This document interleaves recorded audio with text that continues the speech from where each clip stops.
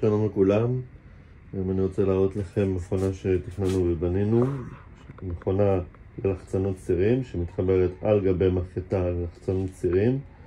עד היום הלקוח היה עובד באופן ידני, והיום אנחנו מדמים את שיטת העבודה שלו על ידי הטיפוח הזה שיזוז לכיוון Y ולכיוון X באמצעות המנועים, שהמנועים מסובבים מוד בורגי שגורם לתנועה של כל השולחן הזה על גבי ציר X ו-Y, ובקצוות של כל פינה יש לנו חיישנים שהתפקיד שלהם הוא, שאתם רואים פה הוא דלוק, כשאני לוחץ פה לזוז אחורה השולחן לא יזוז. אם אני רוצה להזיז קדימה הדבר הזה זז, כשהוא זז קדימה הוא זז אחורה,